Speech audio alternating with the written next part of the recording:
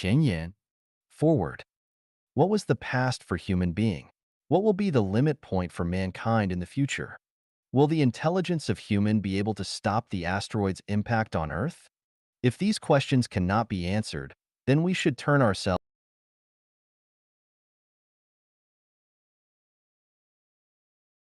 If these questions cannot be answered, then we should turn ourselves to the greatest creator. Chapter 25 of Tao Te Ching begins with, "There was something formless yet complete. It existed before heaven and earth." The Bible makes its purpose clear from the very beginning. In the beginning, the God created the heaven and the earth. Here, God means the greatest creator. The Diamond Sutra says, "If one desires to see me via colors and seek me through sound, he is pursuing an evil course and cannot acquire enlightenment from Buddha, the greatest creator." Book of Odes Decade of One Wang. Great Brightness says, "This King One, watchfully and reverently, with entire intelligence served the greatest creator, and so secured the great blessing." In Chapter 8, The Origin and Fate of the Universe, of his book A Brief History of Time, the great scientist Stephen Hawking says, "The general theory of relativity on its own cannot explain these features or answer these questions because of its prediction that the universe started off with infinite density at the Big Bang singularity. At the singularity, general relativity and all other physical laws would break down. Science seems to have uncovered a set of laws that, within the limits set by the uncertainty principle, tell us how the universe will develop with time, if we know its state at any one time. These laws may have originally been decreed by God. Note, God is the same as the greatest creator. One possible answer is to say that the greatest creator chose the initial configuration of the universe for reasons that we cannot hope to understand. This would certainly have been within the power of an omnipotent being. It would be very difficult to explain why the universe should have begun in just this way, except as the act of the greatest creator who intended to create beings like us. Man has six sensory organs of eyes, ears, nose, tongue, body, and consciousness, which correspond to six perceptions of vision, hearing, olfaction, taste, touch, and telegnosis. Man communes with the material world and the non-material world via these six perceptions. If a person is blind and has no vision, then how can we convince him that there is light in the universe? How can we prove the existence of light? No, we cannot, for one is unable to perceive light without vision. If a person is deaf and has no hearing, then how can we convince him that there is sound in nature? How can we prove the existence of sound? No, we cannot, for one is unable to perceive sound without hearing. If a person is ignorant and has no telegnosis, then how can we convince him that the greatest creator is in the universe? How can we prove the existence of the greatest creator? We still cannot do that, for one is unable to perceive the greatest creator without telegnosis. Telegnosis is an innate instinct. With telegnosis, we can perceive the existence of the greatest creator. Everyone has telegnosis, but why we are unable to perceive the existence of the greatest creator? This is because the telegnosis is blocked and blunted in the same way as one suffering from falling of eyesight cannot discern the view in front of his eyes. If one's eyesight has dropped, one pair of glasses will enable him or her to see clearly. If one's telegnosis is blunted, he will be able to perceive the existence of the greatest creator by improving his wisdom. Someone wants to deny the existence of the greatest creator with a case of antinomy. Can the greatest creator create a rock that he cannot lift? This question puts us in a dilemma. If we say no, we have completely denied the greatest creator. If we say yes, it proves that the greatest creator cannot lift the rock he has created. The existence of the greatest creator is also negated by the statement that he cannot lift a rock. Whatever the answer is, the result is the negation of the greatest creator, or at least the negation of the omnipotence of the greatest creator.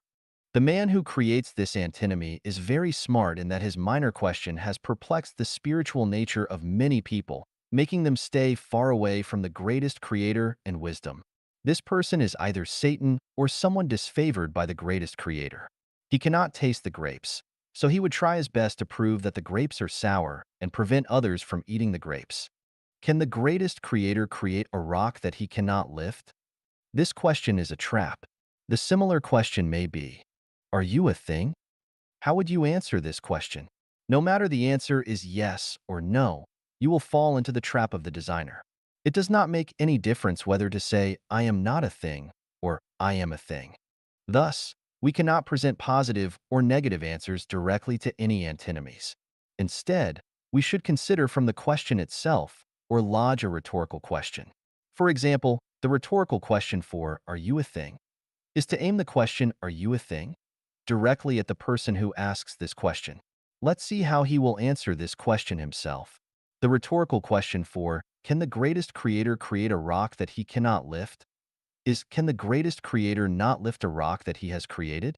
The question, can the greatest creator create a rock that he cannot lift, is not tenable to the greatest creator himself. In the same way, the question, are you a thing, is not tenable to the man himself. In addition, this question itself is a double negation. Namely, whatever the answer is, the question itself has secured the negation. Many philosophers and logicians have been puzzled by such questions. Here are some more paradoxes. Let's see how you should answer. Are you not an animal born by your parents? Can eyes not see eyes? Is a man not a non-animal? Such questions cannot be answered directly, but with the changes of some conditions.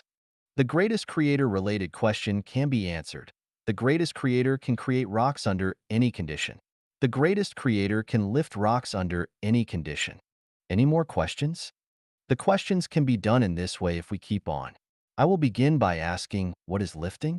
Does lifting mean holding the rock in both hands and raising it over the head? If the answer is no, what is lifting? If the answer is yes, suppose this rock is the earth and I stand upside down with both hands touching the earth. Isn't the earth over my head? You may reject the interpretation. For the earth is not over my head, but under my head. Okay, what if I repeat the same action and move along the longitudes in 360 degrees? Then should there be a point on the earth over my head? If not, which point of the universe is over us? And which point is under us? At this point, you may argue, although I am holding the earth with both hands, and although the earth is over my head, I am not holding the earth, rather it is the gravity from the earth that draws me. If this is the case, we should negate the meaning of lifting as we have first proposed. That is, holding the rock in both hands and raising it over the head cannot be regarded as lifting. Then what is lifting? No matter how you define the meaning of lifting, I can say I lift the earth as long as I change the direction. And if you say I lift the earth, I can prove that I am not lifting the earth. So, the question, can the greatest creator create a rock that he cannot lift, is tenable or not? We should pursue the greatest creator and get to know the greatest creator. Otherwise, we will not be able to understand the origin of the universe and the origin of life, or the past and future of human being. We cannot even understand the instincts of animals and the purpose of life. I am 46 years old now.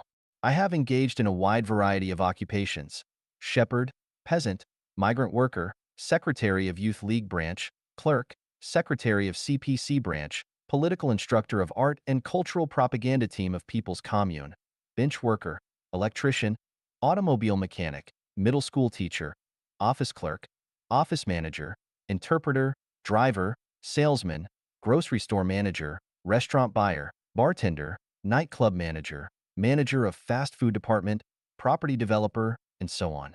The duration of my jobs all lasted for more than half a year with the exception of office manager and restaurant buyer, on which I stayed only for 2 months. What have I gained from working on so many jobs? What I have learned is, without a belief and an aim, life is just like the floating clouds drifting in the sky with wind. An inexplicit traffic accident I personally experienced several years ago has prompted me to explore the meaning of life. What on earth do I live for? For the sake of my country? Nonsense. I have problems even making a living for myself. How am I supposed to do anything for my country? Do I live for my parents? Absolutely not. Otherwise, why should I survive after their death? For my wife? Unlikely. She may enjoy a better life without me being around. Do I live for my children? Not necessarily. How can those childless parents carry on life then? After the children grow up and have families of their own, what do I live for? I can no longer provide them with any help. On the contrary, I may prove troubles and burdens for them. Do I live for myself? How absurd it is. I can neither decide my birth nor my death. If there is an option, I would rather choose not to be born and not to be a being at all. Then who brought me to this world? Is it because of the accidental union of my parents that I came into being? Definitely not. The universe is governed by laws. Everything has its causes and effects. Nothing exists purposelessly and accidentally. Everything exists for a particular purpose. Then what is the purpose of my existence? This obscure and confused way of living is beyond my endurance.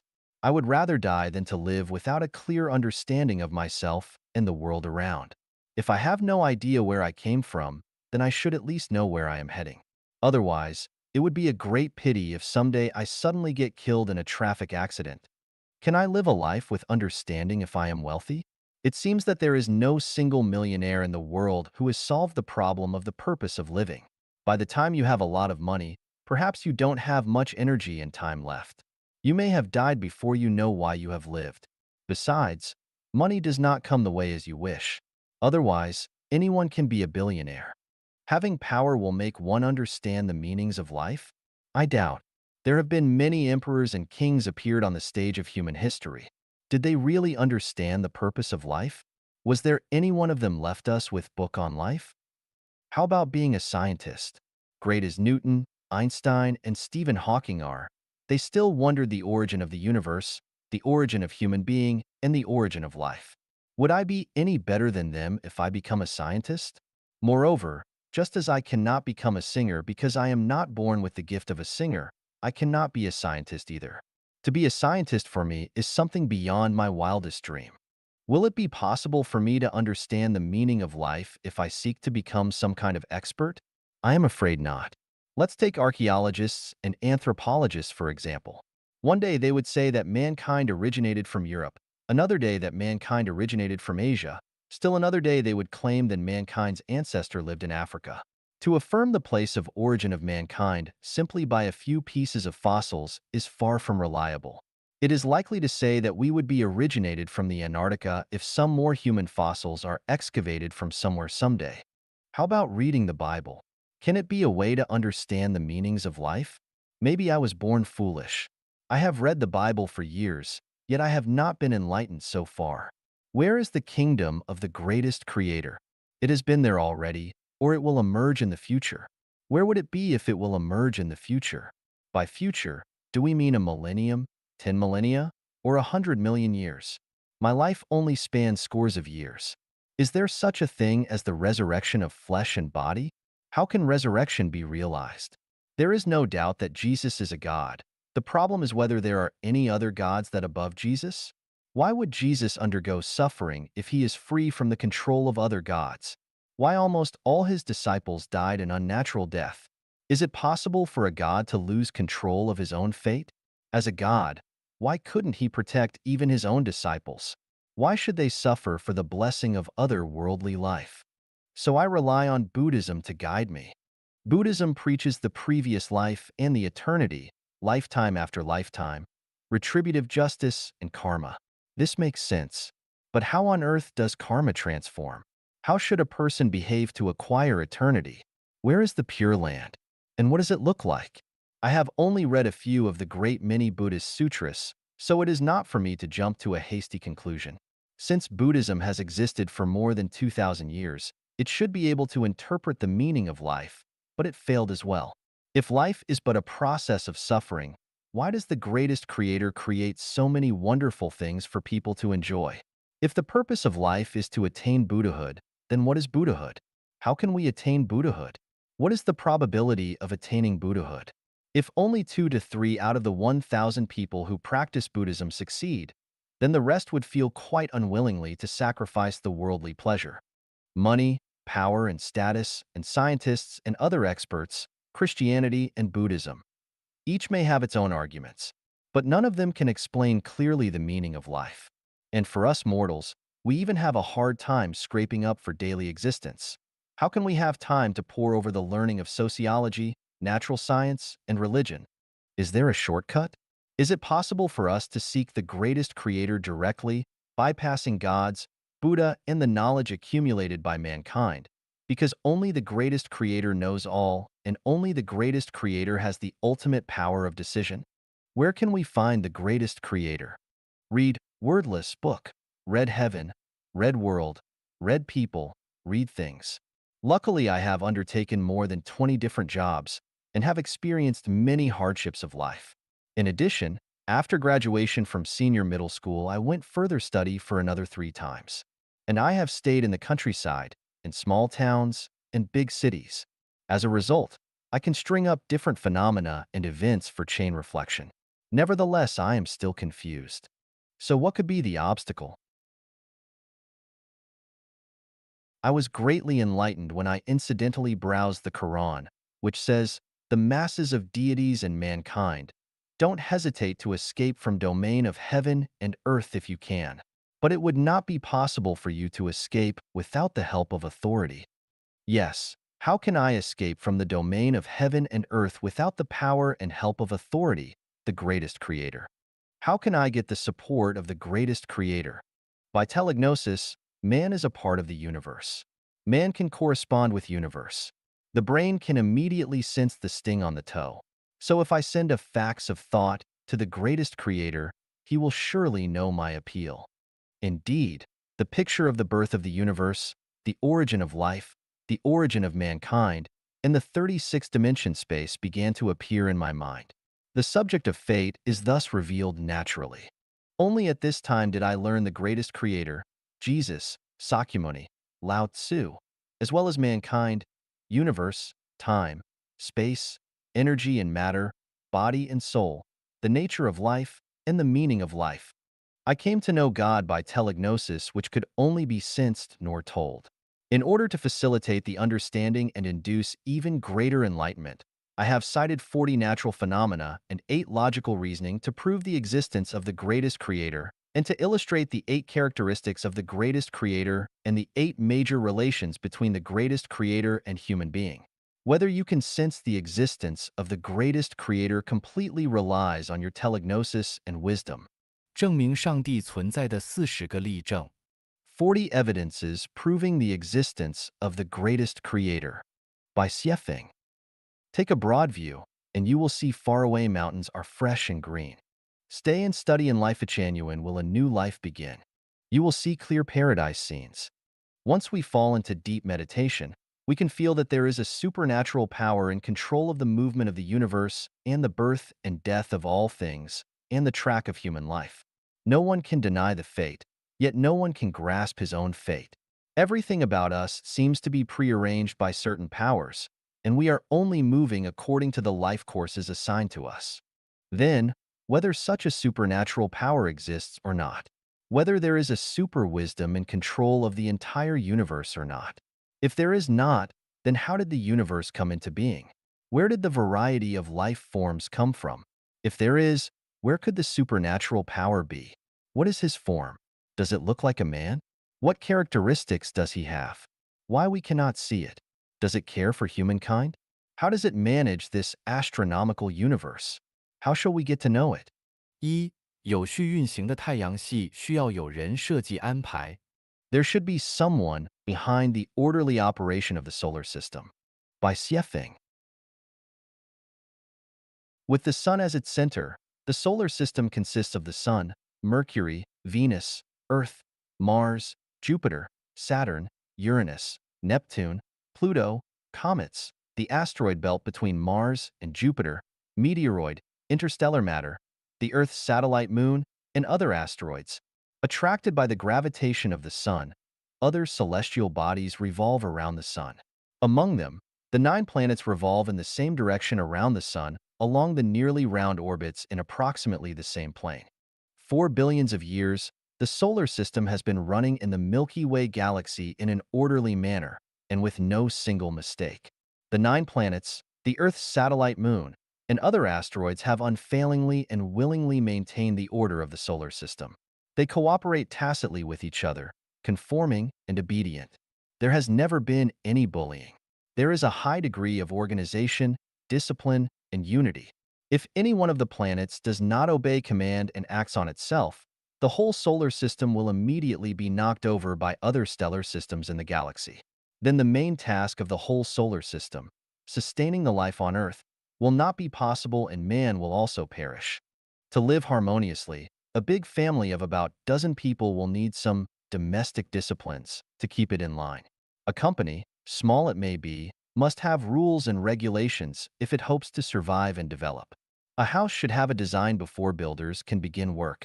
How the doors, the windows, the kitchen, the living room, the bedrooms, and the bathroom should be arranged.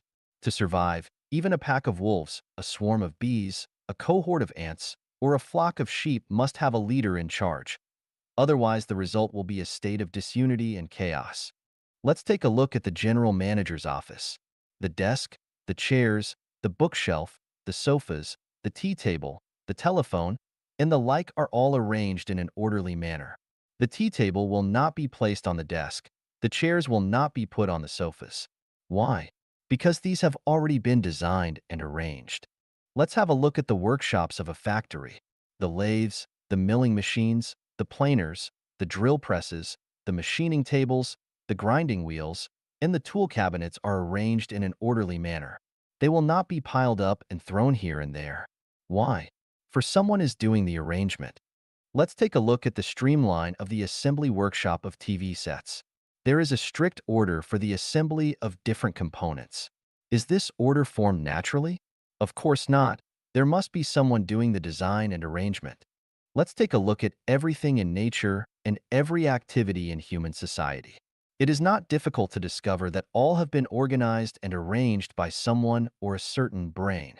Then how about the orderly functioning of the solar system? Is it not designed by someone? By logical reasoning, we can infer that there must be someone in charge of the creation and arrangement of the solar system. But who is this someone? He must be the planner and designer of the universe and the wise omniscience, the greatest creator. 二、地球至太阳的距离是刻意安排的。The distance from the Earth to the Sun is a result of deliberate arrangement. By Xiefeng. The distance from the Earth to the Sun is 147 million kilometers, which is the ideal distance for the Earth to absorb the solar energy. If it is too far, the Earth will be cold and bleak place. If it is too close, the Earth will be a flaming globe. You must have had the experience of warming yourself by fire in the cold winter days. Your distance from the fire will be decided by the state of the fire. If you are too close to the fire, the heat will be beyond your endurance. If you are too far from it, you cannot absorb the heat. You will automatically adjust yourself to an appropriate distance which is not too warm to be put up with. Now you can do a calculation. Imagine yourself as the Earth and the fire's seat as the Sun. What will be the proportion? Let's suppose the proportion is x, then the proportion from the Sun to the Earth is also x. That is to say, the distance between the Sun and the Earth is not a matter of coincidence but a deliberate arrangement. Except the greatest creator. Who else can do that? 三、地球的自转是有意安排的，自转的速度是经过精确的计算确定的。The rotation of the Earth is a planned arrangement and the velocity of the rotation has been accurately calculated. By Xiefeng. If we keep facing the fire, then our body's front part will be very comfortable, but back part will be still very cold. At this time, we will unconsciously turn around and make our back face the fire. After some time, we will turn around again. In such a case, wouldn't it be ideal for us to sit in an automatically rotating chair so that all our body can evenly receive the warmth? However, the rotation should not be too fast. Otherwise, we will feel dizzy and cannot see the objects around us clearly. More dangerously, we might be thrown off the chair. Too slow a rotation won't do either. One side of the body is warm enough, but the other side is in urgent need of heat, and yet the chair has not turned around. Then certainly we can find an optimum rotation speed that can make us feel comfortable and warmed evenly. The Earth is rotating at an ideal speed. It rotates at nearly 28 kilometers a minute and revolves around in 24 hours. This speed ensures that both the East and the West hemispheres can get the heat evenly and that animals, plants, and men can have the time for labor and rest respectively. Suppose the Earth does not rotate, the East hemisphere will be facing the sun all the time. Everyone would feel the unbearable heat, while the West hemisphere will be in a constant darkness and the cold, which will be too extreme for men to bear. Vice versa. If the rotation is too fast, for example 12 hours for the Earth to turn around itself, then there will be only 3 hours respectively for morning, noon, dusk, and night. The sun will be high up in the sky before we have enough sleep. If we wait till we have enough sleep, then we will wake up only to find the darkness nigh is out there again. Shall we get up or continue sleeping? If the Earth rotates too slowly, for example 36 hours for it to complete a circle, then we will have 18 hours of day and 18 hours of night respectively. Plants will either have too much or too little photosynthesis, climate will suffer abnormality. We shall find it hard to arrange the time of work and rest. The rotation of Earth and the speed of rotation are well planned and accurately arranged by the greatest creator. If you are not convinced, just try it yourself and see whether you can come out with better arrangement. 四、地球环绕太阳运行及运行的速度是严格按照物质运动规律设置的。The Earth orbits the Sun and its running speed is in strict accordance with the laws of physical movement. By Xiefeng. The Earth orbits the Sun at the speed of 298 kilometers per second, which does not allow for the slightest error. If the speed exceeds 298 kilometers per second, the Earth will fly off its orbit along the tangent and enter the vast universe. The life on Earth will all go extinct for lack of appropriate light and heat from the Sun. If the speed is slower than 298 kilometers per second, the Earth, failing to reach the escape velocity, will be drawn to the Sun. That is, the Earth will fall to the Sun, just like an apple falling down to the ground. Isn't this terrible? It is well known that the satellites of Earth should orbit the Earth at the speed of 79 kilometers per second. If the speed is faster, they will not be able to fly around the Earth along a certain orbit. If the speed is slower, the satellites will fall down to the Earth. The speed must reach 111.8 kilometers per second to escape the constraint force of the Earth. The speed must reach 166.7 kilometers a second to escape from the solar system. These are absolute numerical values, allowing for no exception or negotiation. So, now think it over. Why the Earth should revolve around the Sun at exactly 298 kilometers per second? Why it is not any other numerical values? Without the calculation and arrangement of a superwise being, is it possible for the Earth to run for 4.6 billion years, obediently, meticulously, and voluntarily? 五、地球的倾斜是特意的设置。The tilting of the Earth is deliberately set up. By Xiefeng. As far as the orbit of the Earth is concerned, the Earth is tilted at a gradient of 23.5 degrees. You can use a globe as a sample. Without the tilting, there will be no alternating seasons on the Earth. The equator will be unbearably hot. The temperate zone will be turned into the frigid zone, and Siberia of Russia will be part of the Antarctica. If the tilting is at 90 degrees, the ice and snow in Antarctica will all be melted and the Earth will be a complete ocean, with no single stretch of lands. Then can the Earth tilt at 24 degrees or 23 degrees? Absolutely not.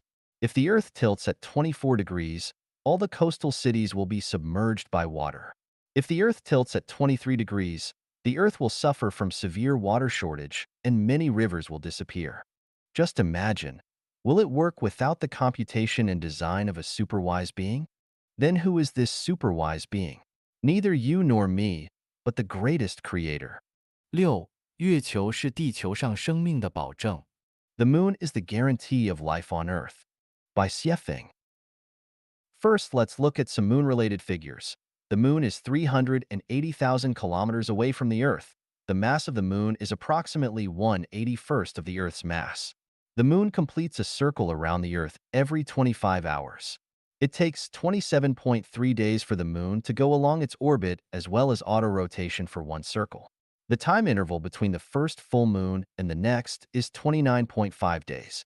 It tilts at 5 degrees in relation to the ecliptic. The orbit of the moon is oval. The moon moves westward. The above data are the warranty for life on Earth, and even the slightest changes will pose catastrophe to life on Earth. Some people have whimsically thought of blasting the moon. Others objected to the idea, arguing, the moon should not be blasted, because without moon man will lose some sentiment. Actually, the matter is not so simple. Without the gravitation of the moon, there would be no ebb and flow in the ocean and no wind, cloud, rain and snow, and thunder and lightning on the Earth. And accordingly, no life would exist. Do we need to bother with such a simple reasoning? Someone may argue, there may be no life on land, yet there would still be life in the oceans. The answer is negative. Is it possible for an absolutely still sea to breed life?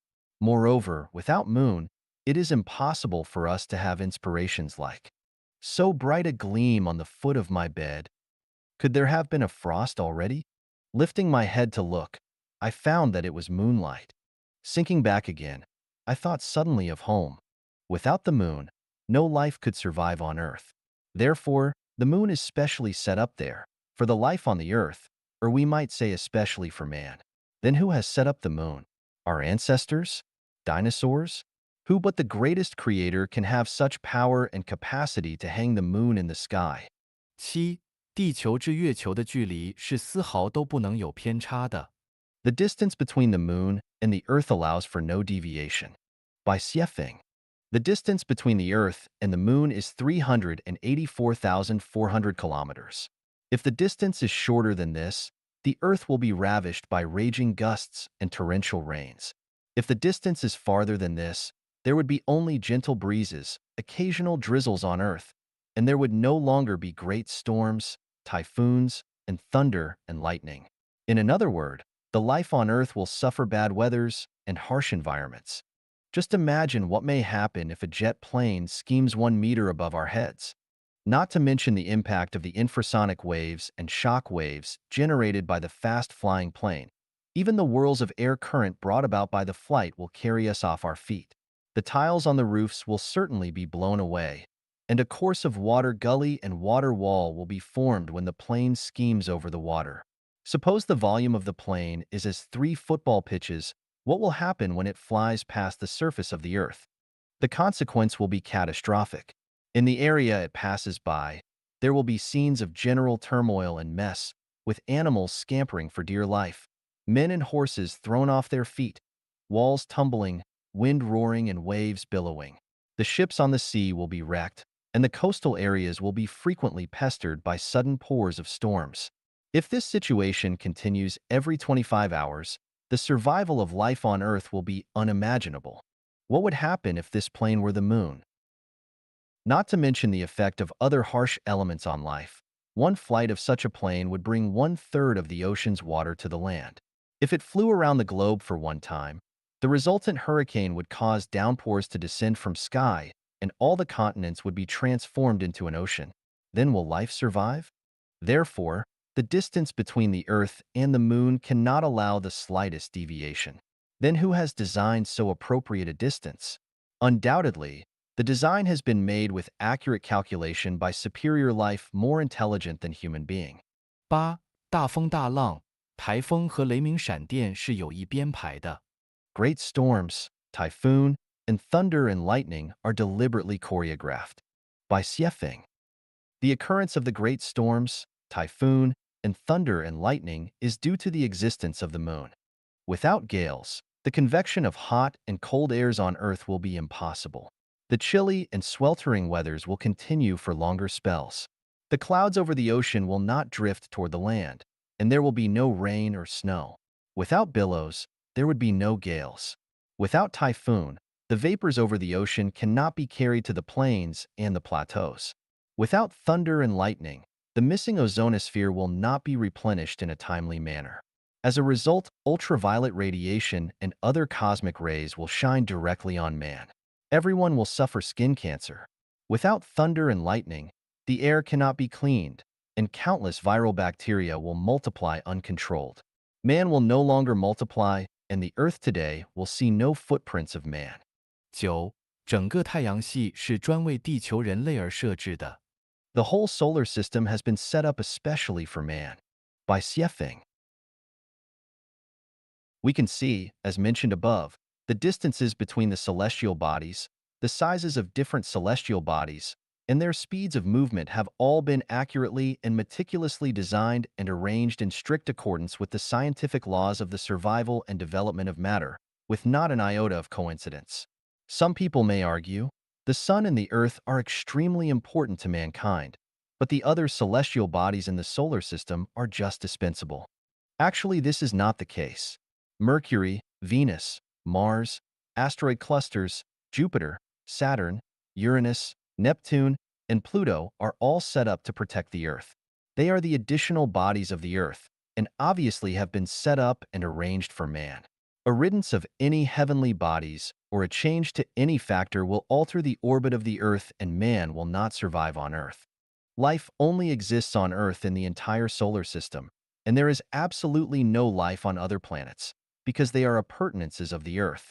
To discover the secrets of the universe, astronomers have created countless space telescopes to observe the space all days and nights. This is too tiring a task. Actually, if only we are capable of calculating and thinking, we can calculate, starting from man's basic necessities for survival, the masses of the Earth, the Moon, and other celestial bodies, the distances between them, their orbits and speed. Without looking up into the sky, we can know what is there beyond Pluto and whether Uranus has satellites. When we come to know that there are superior life spaces apart from human society, we can infer the size and structure of the entire universe. When we are aware of this, we will discover that there are no superfluous galaxies and celestial bodies in the universe, and that each has its function and position. Suppose we are in a highly democratic and developed country. We can infer from the clean and tidy streets that the country has a highly efficient urban sanitation management. From the size of the city and its population, and the living standard and other factors, we can work out the number of dustmen in this city without counting them one by one from each street to lane. If the actual figure is one more than our calculation, it is for temporary replacement in case of the absence of one of the dustmen. 10. 地球的皮肤大气层 The Earth's skin, aerosphere. By Xiefeng. The aerosphere occupies the space from the sea level to 1,000 kilometers above. 99% of the atmosphere is concentrated within a space of 40 kilometers from the surface of the Earth and above. The aerosphere is divided into troposphere, stratosphere, mesosphere, ionosphere, and exosphere according to the different chemical components within various altitude ranges.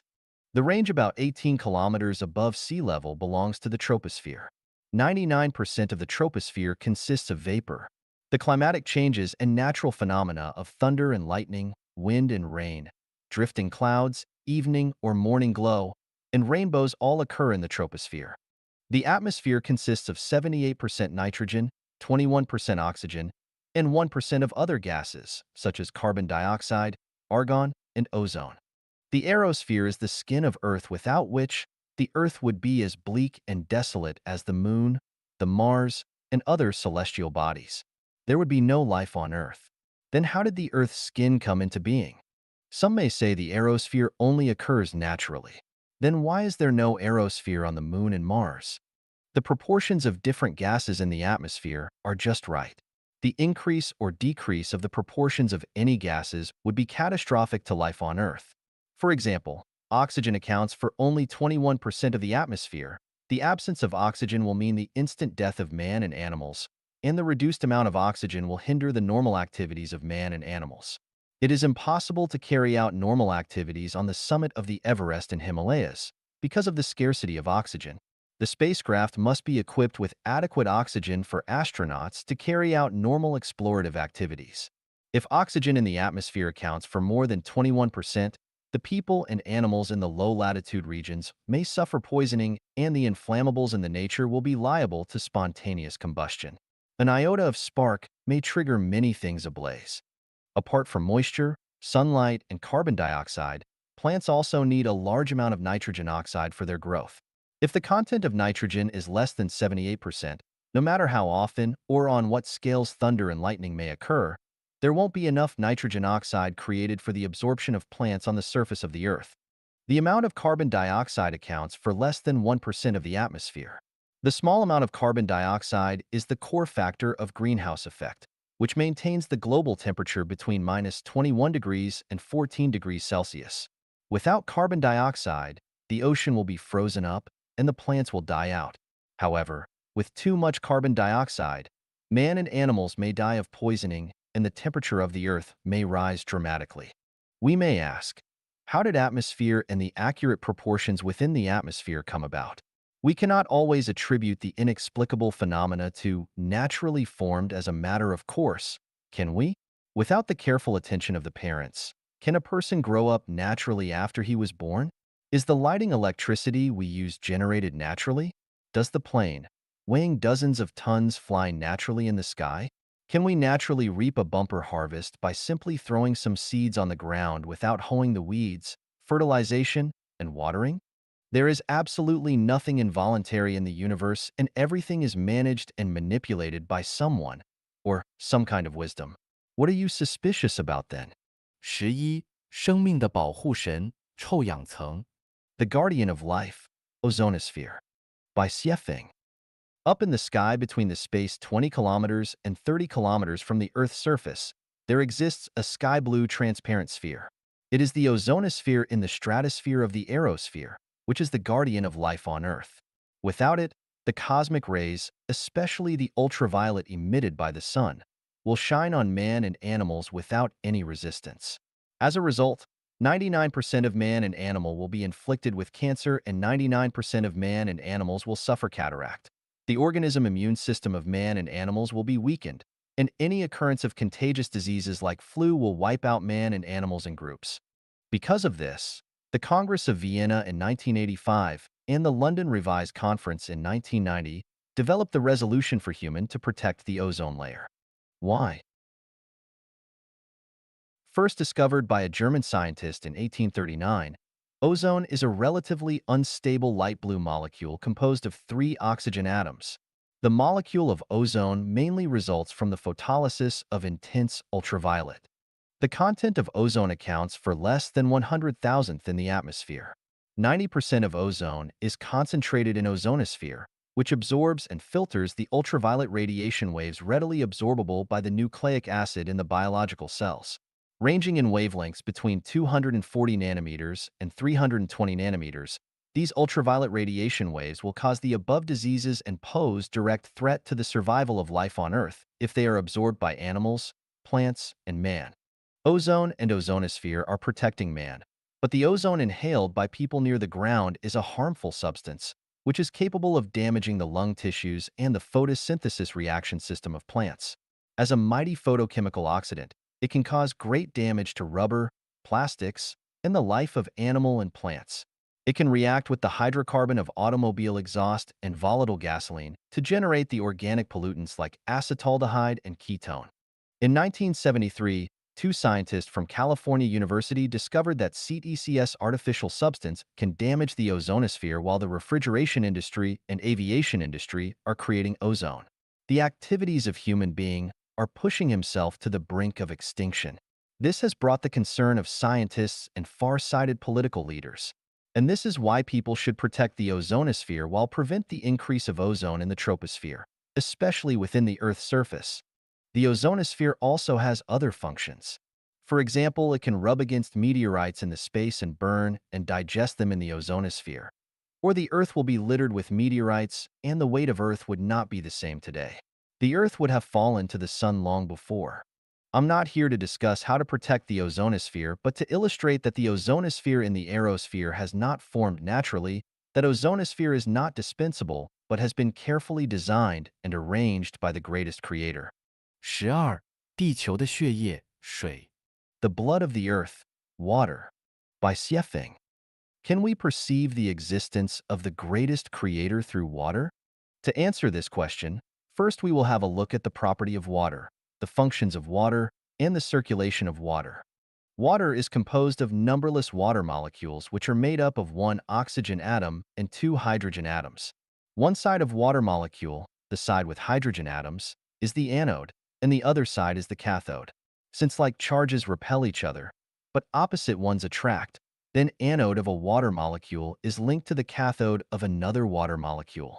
As a result, as long as they exist in the same place, container, all the water molecules will be linked together and form the water that we commonly refer to, because all the molecules have anodes and cathodes. Pure water is colorless, tasteless, and odorless. Its pH value is 7, neither acidity nor alkalinity. Water is the only substance in nature that can exist in 3 forms: solid, liquid, and gas. It has greater solubility than any other liquids. So water can transport the valuable chemical elements, minerals, and nutrition to plants, animals, and human body very easily. Water freezes and changes into solid state at 0 degrees Celsius and becomes boiling water at 100 degrees Celsius. When the surface of water is irradiated by heat, the water molecules on the surface can become vapor and changes into gas state. Water can absorb and disperse heat. Water has very strong surface tension. When the sun shines on the water surface, the heated water will evaporate and become vapor, which can continuously rise in the troposphere until the strong wind brings it to the distant sky over the land, where the rising warm air current from the heated land surface will force it to continue the ascension until it meets the cold air current. The temperature and the vapor content decrease dramatically in the troposphere with the increase of altitude. When vapor meets cold air current, it will revert to the state of liquid. When the temperature is cold enough, the vapor will change into minute crystals particles and form clouds when combined with dust, soot, and salt crystals. When these minute water granules combine to form larger water drops, they will fall to the ground in the form of rain as a result of the gravitation of the Earth. Some of the falling rain returns to the oceans through the brooks and rivers, while some infiltrates underground to become groundwater. The groundwater can flow out to become surface water after hundreds of years and finally returns to the oceans. Some of the rain immediately changes into vapor after falling to the ground. The Earth is a closed space of circulation for water. The total amount of water will neither increase nor decrease.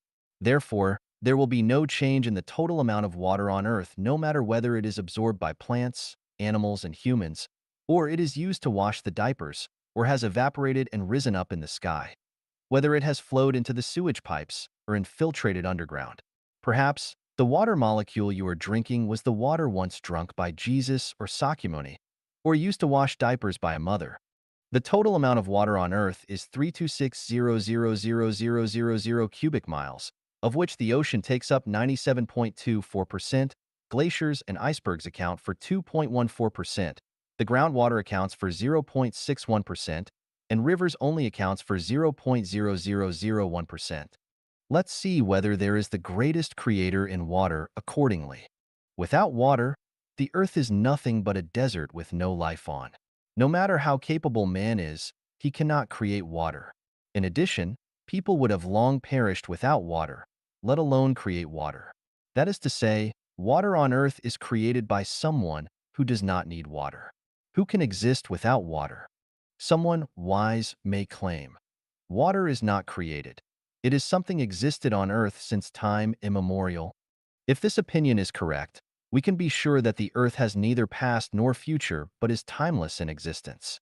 Then astronomers and scientists' assertion that the Earth was born 4.6 billion years ago is purely a traveler's tale.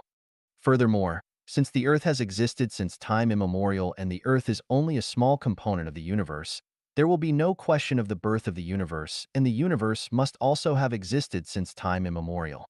Since the universe has no beginning, then all the celestial bodies and galaxies in the universe must be timeless and eternal. So it is absolutely impossible for meteorites to fall on the Earth. Otherwise, the meteorites may have fallen from nowhere. Now that meteorites have fallen on the Earth, it means that changes have occurred in the space, or certain celestial body has encountered disaster. The disaster that befalls on one celestial body will in turn affect the surrounding celestial bodies and trigger changes in other related celestial bodies. Thus, will some celestial bodies perish someday? Will some new celestial bodies come into being?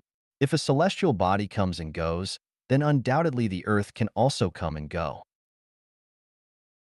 If the Earth has a beginning, it is impossible that the Earth has possessed all the things now on Earth from the very beginning. There must have been a process of generation and development. So, where does water come from? If we say that the water on Earth has come into being naturally, then the following questions need to be answered. Why is water colorless, tasteless, and odorless? What if water has color, for example, if water is red or black? What if water has taste, for example, if water is spicy, sour, or astringent?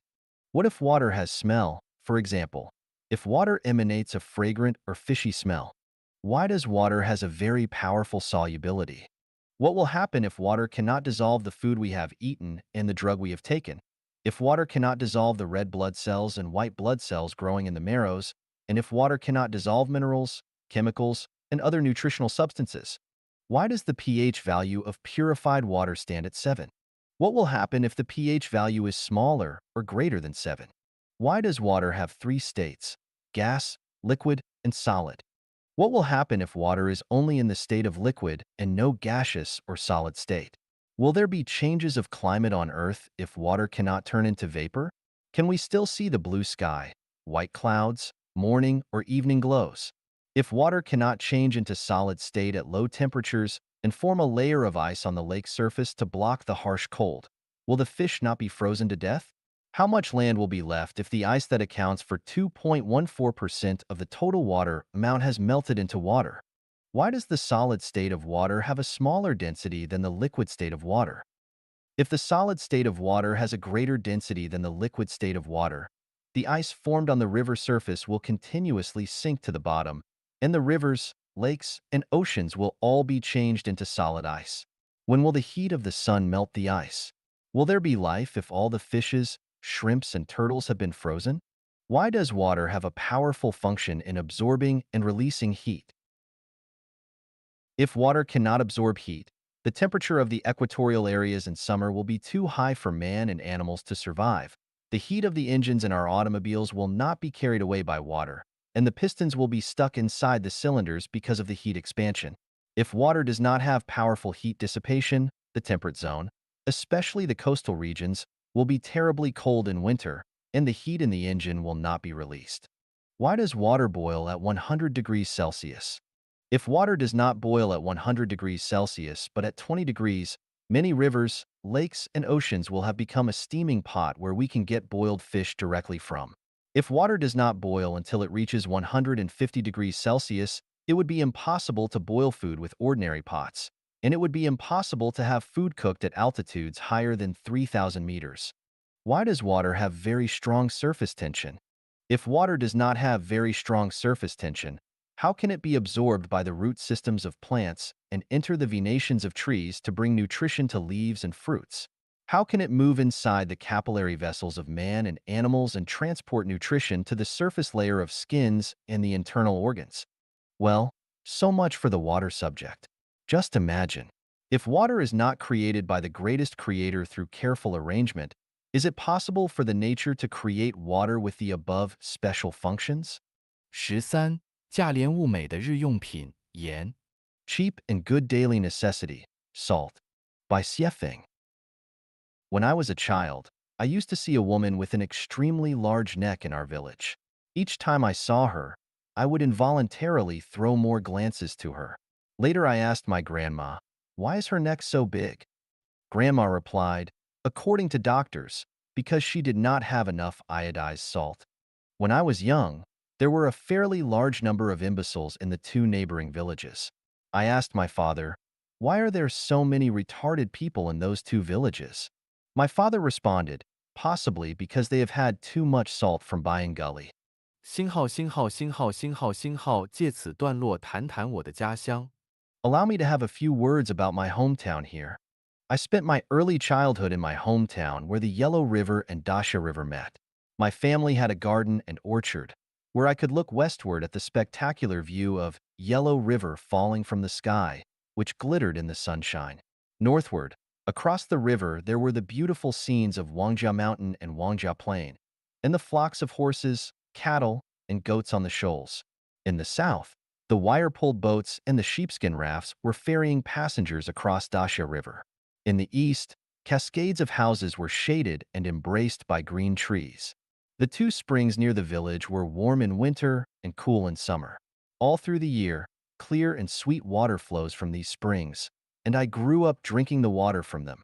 Everyone thinks that his hometown is the best, but my hometown was extremely beautiful. Unfortunately, my hometown has now become the territory of Dragon King. The building of Lujiaxia Reservoir has created tremendous wealth for the 5 provinces and autonomous regions in northwest China, but at the same time sacrificed my hometown. The building of the motherland needs everyone's sacrifice, and this is very reasonable. But what remains to be depressing is, dear motherland, you have forgotten the people who have dedicated their homeland. I was barely a teenager when I left my beloved hometown and migrated to a new place, which was intersected with ravines.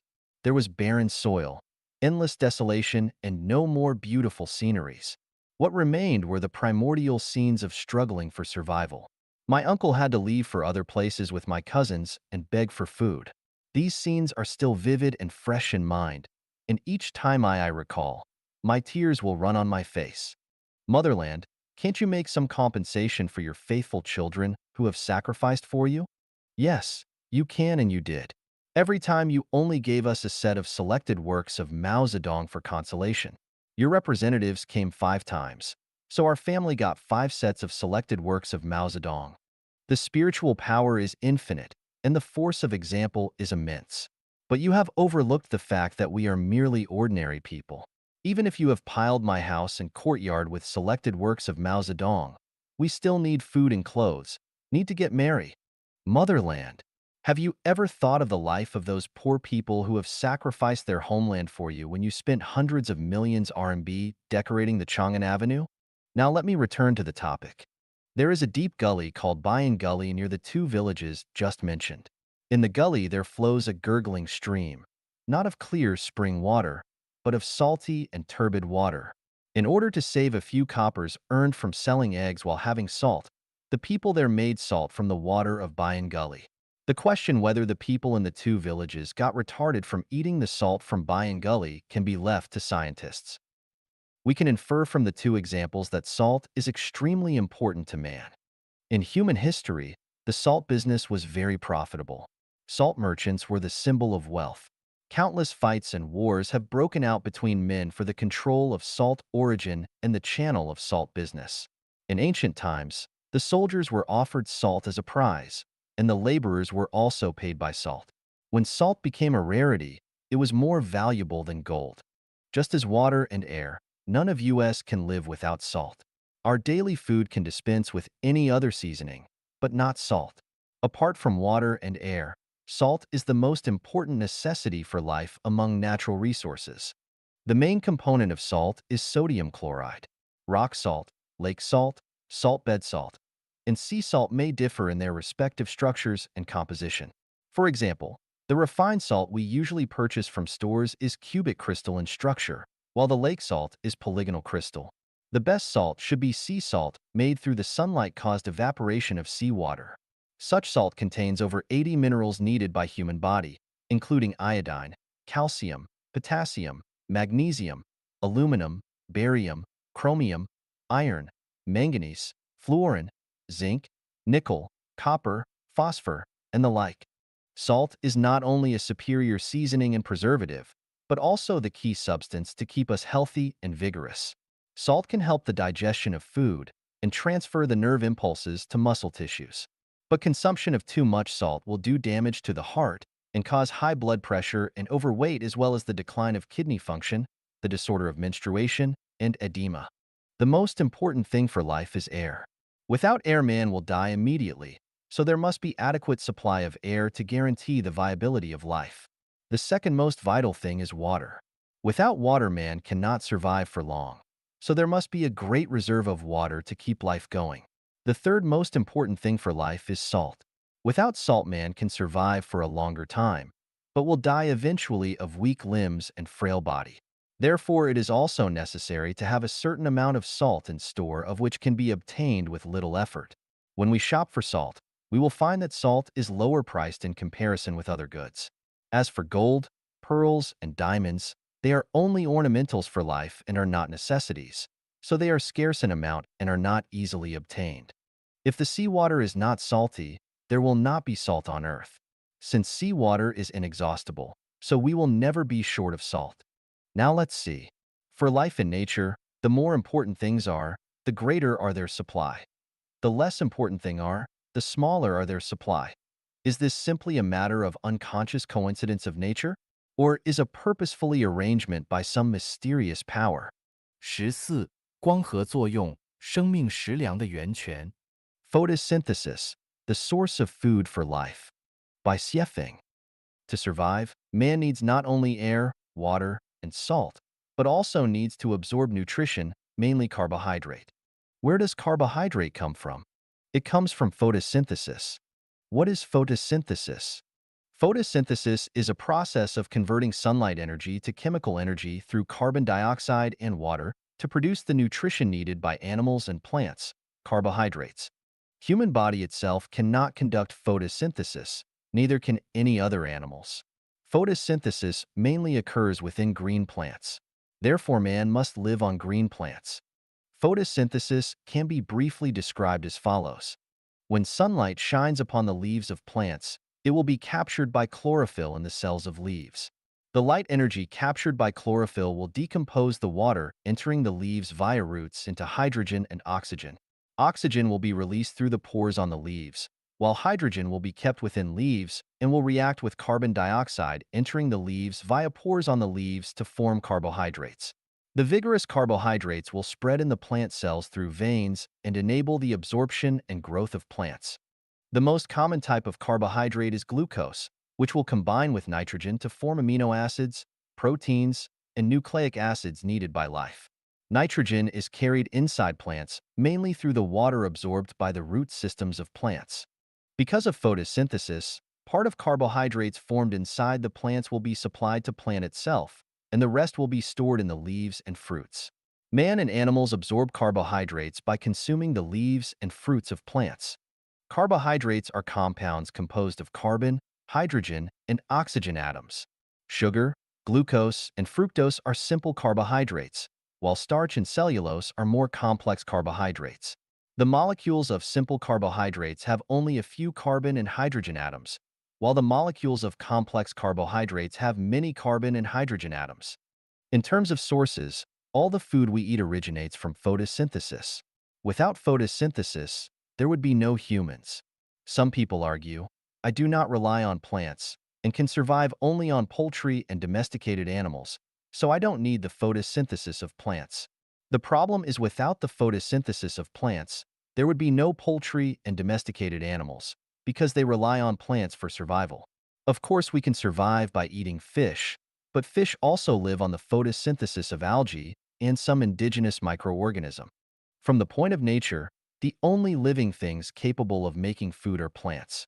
Animals and men are not capable of making food themselves because animal body and human body do not have the element for photosynthesis. In addition to providing food for itself, animals, and man, the photosynthesis of plant has a tremendous function, the absorption of carbon dioxide and the release of oxygen. If plants do not make oxygen, animals and plants would have died out long before. If the plants do not absorb the carbon dioxide in the atmosphere will exceed the constant, and greenhouse effect will aggravate, and the temperature of the earth would be too high for man and animals to survive. Do you think that the photosynthesis of plants begins and happens incidentally? 15.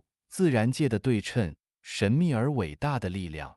Symmetry in nature, mysterious and great power. By Xiefeng. Look into the mirror. You step forward, the person in the mirror steps forward. You move backward, he does the same. You smile, so does he. You raise your leg, and so does he. Take the mirror as tangent. You and your image in the mirror have formed symmetry. If an object is cut in halves vertically from the midpoint and the left and right sides completely overlap each other, then this object is a symmetrical object. Let's look at the microscopic and macroscopic world, and we will discover that the galaxies, the solar system, the Earth, man, birds, tigers, fish, frogs, roundworms, flies, crickets, leaves, fresh flowers, butterflies, shells, eggs, seeds, cells, and so on are all symmetrical objects.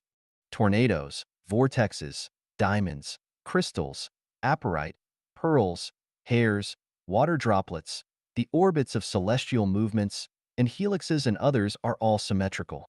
Among the Arabic numerals of 1, 2, 3, 4, 5, 6, 7, 8, 9, and 10, the odd numbers 1, 3, 5, 7, and 9 are symmetrical with the even numbers 2, 4, 6, 8, and 10. The number of men is symmetrical with the number of women when considered in a larger time scale.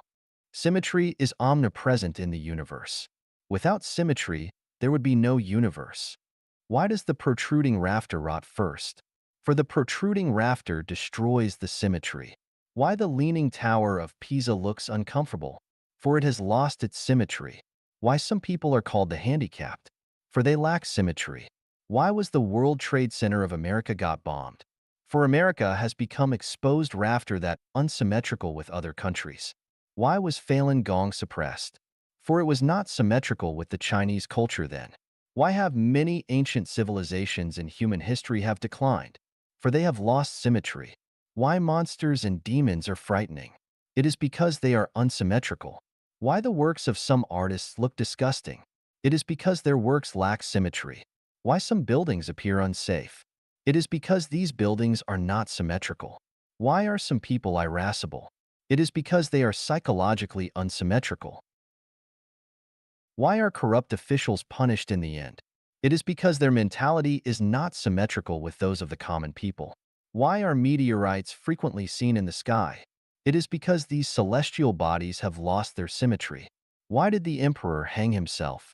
It is because his existence was unsymmetrical with the situation of the time. Why does tranquility make one feel comfortable, while turbulence makes one feel nervous and upset? It is because tranquility is symmetrical, but turbulence is unsymmetrical. Symmetry is a kind of harmony, perfection, aesthetics, and order.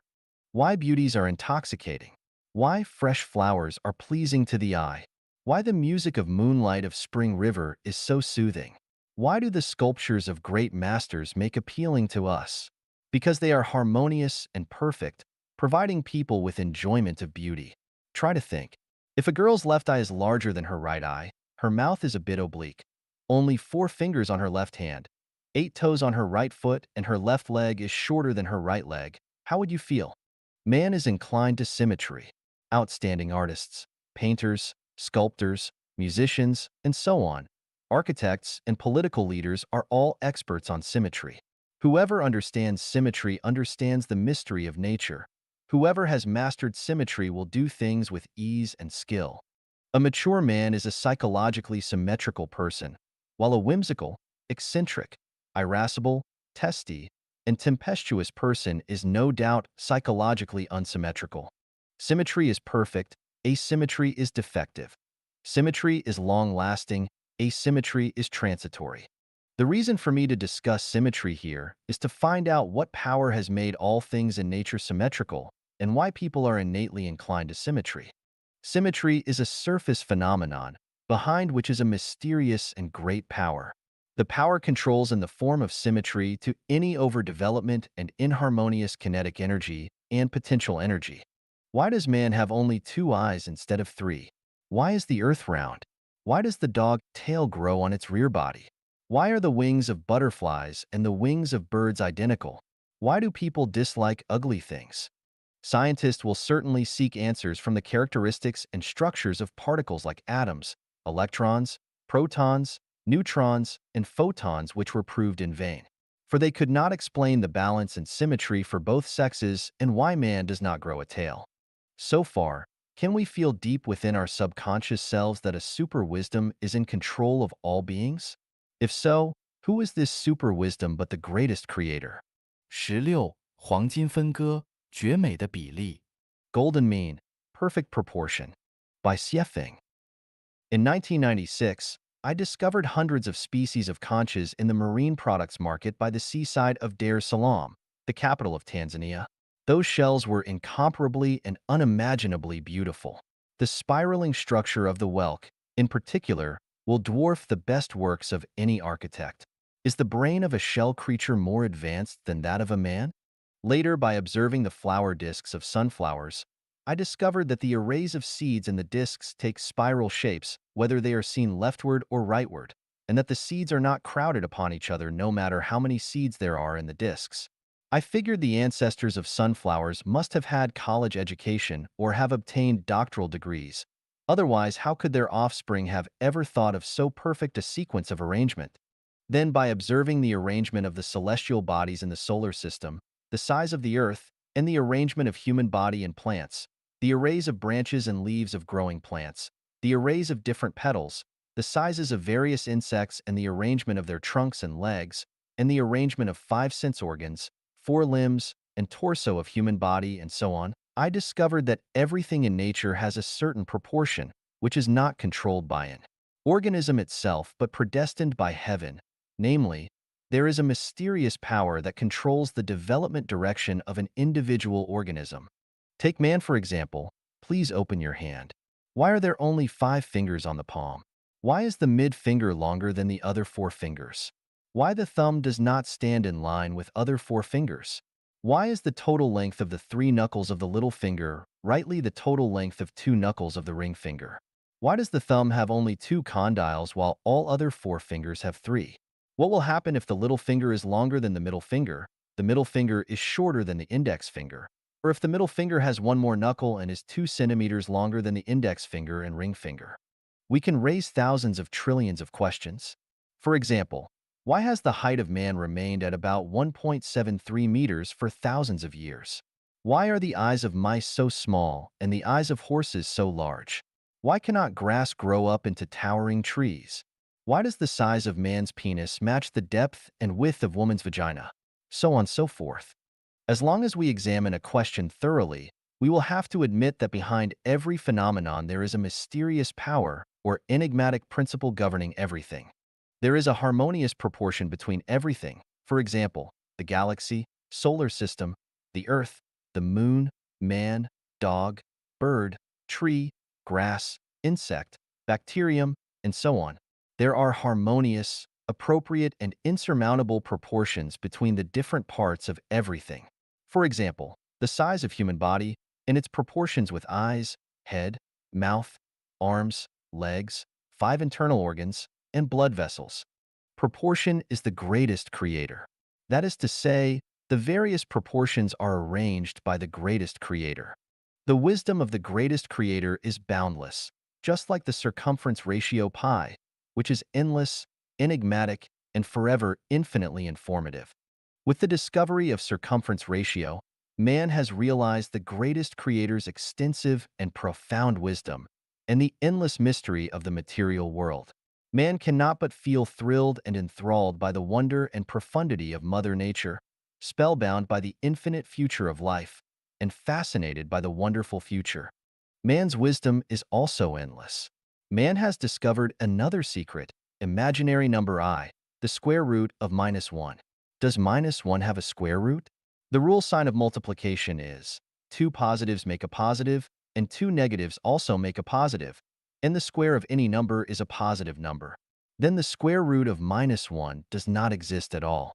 Now that the square root of -1 does not exist, why is the concept of imaginable number introduced? When science enters the period of quantum mechanics, even Einstein became puzzled because he thought that the universe is orderly and that the future development and changes of anything are predictable as long as the current status is known. However, quantum mechanics put forward the theory that accurate measurement is impossible. The more accurate the measurement of the position of a small particle, the less accurate the measurement of its speed. And if the speed of a small particle is accurately measured, the measurement of its position will not be accurate. Is it so? What is the expression of wave function of quantum mechanics? Without imaginable numbers, there would be no complex plane. Without complex plane, there would be no complex number. Without complex number, wave function cannot be expressed. When we probe deeper into the microscopic world, we will see that the seemingly illusory imaginable number has actually reflected natural laws. The illusory thing, regarded as impossible by people, actually plays a critical role.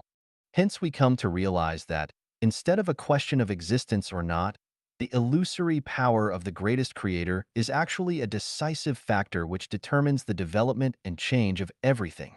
Hence, we realize that there is imaginary number in addition to real number, and that there is non-material world apart from material world. Hence, we come to understand that in addition to the flesh of life, there is a spiritual entity. And we come to understand that time is not only longitudinal, but also transverse. That is, for material world, time is longitudinal but transverse for the illusory, non-material world. As far as man is concerned, the time of man's flesh is longitudinal, with the past, the present, the future, the birth, and the death. But the spiritual entity of man is transverse, and at any point of time the spiritual entity can leave the flesh and enter the transverse time. The positive and negative numbers of the material world can form a function. Such a function has four quadrants, areas. If we include the imaginary numbers into the function, we will have a complex function.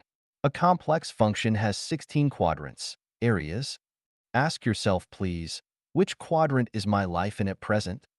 The main purpose of this section is to explore the proportions in nature.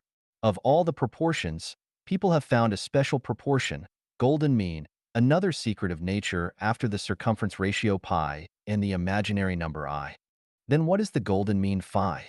Take human body, for example.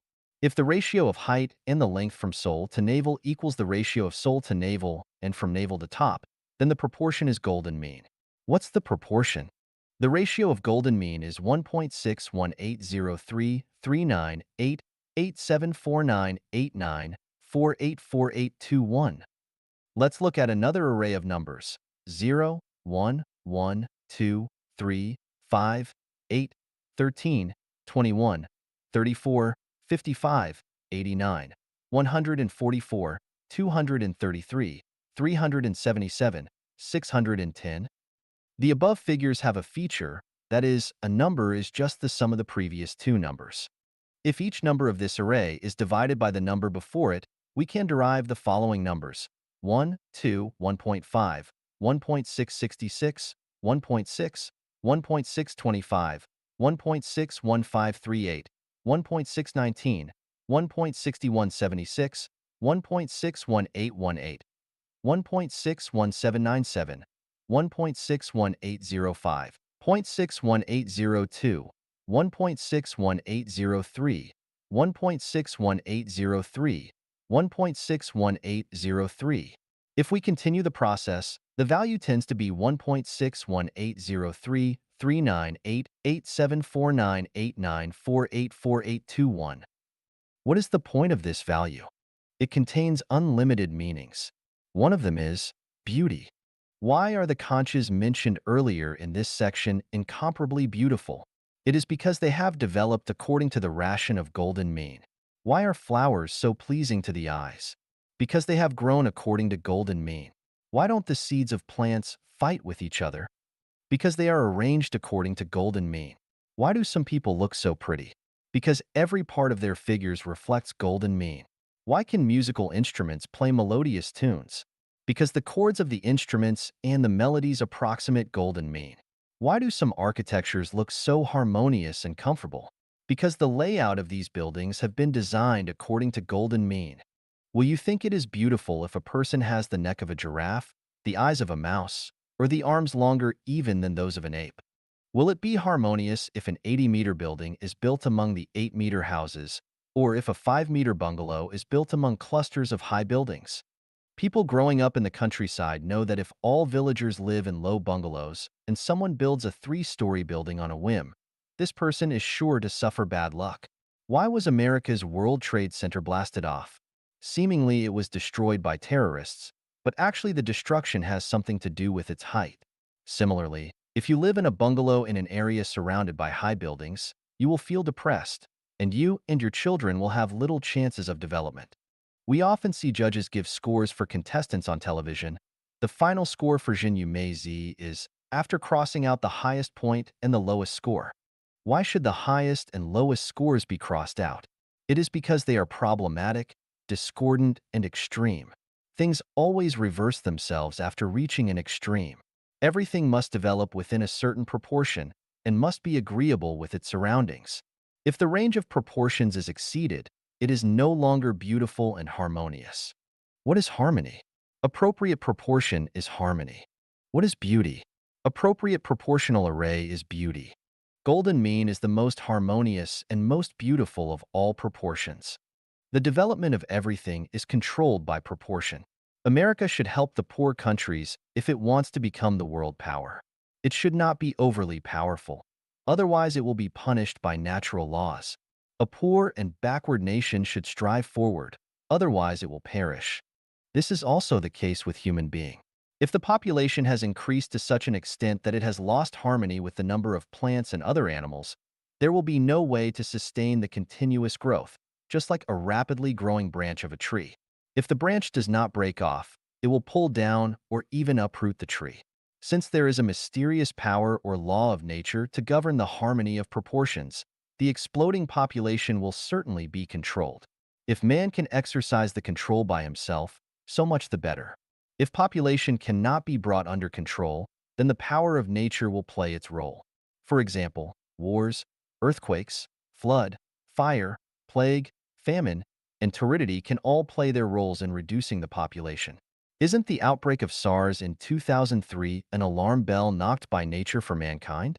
Proportion is a mysterious power in nature that controls the development and changes of everything in the universe.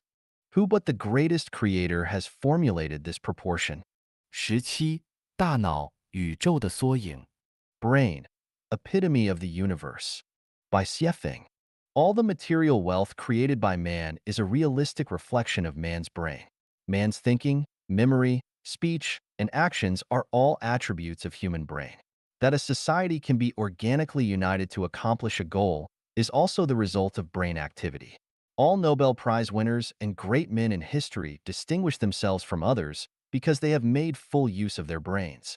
Scientists are still far away from uncovering the mystery of brain, although they have made intensive researches into the brain in the fields of neurology, anatomy, biology, biochemistry, and electromagnetism and have had detailed explanations for the structure of brain and functions of different components. It can be said that man is still at the infancy as for the understanding of the brain. Our knowledge of the brain is comparable to the part of an iceberg above the water, and what remains unknown can be likened to the gigantic mass underwater. Like the mystery of the universe, the mystery of human brain is a non-repeating infinite circumference ratio. Although we have known that the brain consists of 10 billion brain cells and 10 trillion interacting nerves, that the nerve network of brain is 10 miles long and can process a billion units of information per second, and that the memory capacity of brain is 1.2 million times that of a large-scale computer. The brain, which accounts for 3% of body weight, has still unlimited contents. The brain is the epitome of the universe, and the laws of the brain match the laws of the universe. The brain is the epitome of the greatest creator's wisdom. The brain contains all the wisdom of the greatest creator. The brain is the epitome of time. The brain owns the information on the changes of the universe over several billions of years. The brain is a processing factory, which can create things out of nothing and can transform the universe. What is imaginable in the brain can all turn to reality. The brain's potential is unlimited, therefore man's future is also unlimited, as long as man does not go to extremes but keep in line with the greatest creator. The brain is a supernatural place. Each neuron of the brain is not in direct contact with each other. The information between neurons is transferred by neurotransmitters, which is chemical in nature. However, within the neurons, the transmission of information is through electrical impulse. When we open up a neurocranium, what we can see are only things in biological senses. We cannot help asking, where is the memory kept? Where is the thought kept? How does man's thought come into being? Where is man's memory stored? How does the brain process the large amount of complicated information? Why can man make spacecraft and land the moon, while a donkey cannot make even a small cart to carry fodder? Don't people say that all the creatures are in the process of evolution? The brain is not only capable of imagery thinking, but also capable of abstract thinking. It can not only learn, but can also practice. It can associate closely not only with the material world, but also with the non-material world. Most of the scenes in our dreams are not absolutely the real image of the contemporary time-space, but the scenes in the past or even future time-space, or even the real image of another time-space. How does the brain work its way out? How do our sensibilities such as joy, anger, sadness, merriment, panic, trepidation, and yearning occur? How does the brain distinguish and correctly handle them? How do we instantly recognize the tastes of sourness, sweetness, bitterness, spiciness, and saltiness? How does the brain react to them? We have the senses of pain, itching, tingling, sore, swelling, acerbity, slippery, jumping, hard, soft, cold, heat, cool, and warm. How does the brain recognize these senses and pass on the information to related department? The love between man and woman is intoxicating. We are ecstasy when sexual excitement reaches climax. How does the brain perceive these and respond? How does the brain come into being if it is not the careful design by the greatest creator? Can such a fantastic and intricate structure take shape naturally? Can it have evolved from a single-celled microorganism? 18. 基因，生命的天书。Gene, a sealed book of life. By Xiefeng. Gene is a structure and mansion of life. It is the general term for the special nucleotide sequences with genetic effect in DNA molecules. The resemblance of children to their parents is caused by the reproductive function of genes, which pass on the genetic information to the next generation. The different gene structures account for why the white race is white race, black race is black race, yellow race is yellow race, dog is dog, and rose is rose. Gene constitutes part of DNA, deoxyribonucleic acid, and accounts for only 2% to 4% of total mass of DNA. A molecular chain composed of phosphate and sugar, DNA is double helix in structure, namely two mutually stranded helixes of molecules, connected in the middle by the crossband called basic group. Scientific studies showed there are about 30,000 human genes, each gene possessing 14 different versions on average. Human genome contains about 42,000 gene versions. The birth, growth, decline, and death of life is regulated by genes. Over 8,000 known human diseases are related to genes. The natural healing of the wounds in animals and plants is the result of genes' endeavor to retain their own perfect structures. Scientific exploration and research showed that there are 1 trillion cells in human body and that in each cell there are 23 pairs of chromosomes, and in each chromosome there are 30 billion base pairs. If all the chromosomes in the human body are linked head to tail, the total length will be more than 600 times the distance between the Earth and the Sun. If all the information of a chromosome is written down, it will fill up a 200,000-page phone book. The difference of chromosomes between individuals is only 0.1%. The comparison of the gene sequences of any two individuals reveals that 99.9% of the gene sequences are the same. The differences between the billions of people on Earth today are attributed to the 0.1% gene difference. What functions do the majority, 97%, of chromosomes within the human genomes have remains a mystery. Gene is a sealed book of life. Human Genome Project has involved the top science and technology talents and most advanced technological equipment of America, England, Japan, Germany, France, and China. After more than a decade's hard work, do we finally see the basic framework of the mansion of life, gene. However, it seems to me that we have only understood 0.1% of 0.1% of the functions and secrets of other structures in this basic framework. Shouldn't we think that gene is the fruit of the wisdom of the greatest creator? Can such an intricate structure come into being without the greatest creator? Some people would stick to their theory of natural happening. Then please tell me what happening naturally means. 19. 千姿百态的生命奇观。The Wonder of the Great Variety of Life. By Xiefeng. Exhibiting its fantastic luster, life of myriad forms as far as one can see is presented everywhere from the tropic zone, temperate zones, frigid zones, to north and south poles, from plains and canyons to precipitous cliffs, from the underground, the Earth's surface, to the sky, from small creeks and ponds to rivers, lakes, and oceans. With their insignificant sizes but astronomical numbers, bacteria, actinomycete, epiphyte, microzyme, lactobacillus, viruses, and other microorganisms present a dazzling world of life under the microscopes. A million species of insects are exhibiting a gorgeous and bizarre world of life. More than 9,000 species of birds are flying in the sky. They agile and flexible and valiant bearing and varying beautiful shapes have inspired us to yearn for freedom and future, causing our thoughts to soar to the distant horizons. Countless fishes, shrimps, shell creatures, and other marine animals have constituted a fantastic and unimaginable underwater kingdom of life. We marvel at and are amazed and puzzled by hundreds of thousands of large, terrestrial animal species with widely differing means. Rushing or leaping, running or climbing, they exhibit their strong and vigorous bearing and their respective skills for survival. With the change of seasons, more than 100,000 species of flowers vie with beautiful girls in their riotous profusion of colors, enchanting, and attractive. From the creepy lichens to the tall and straight redwoods, from the float grass swaying in the wind to the meandering kudzu vines, from medlar to loquat, from mulberry to coconut. The magical forms of the vegetable kingdom are so wonderful that they excel the work of nature.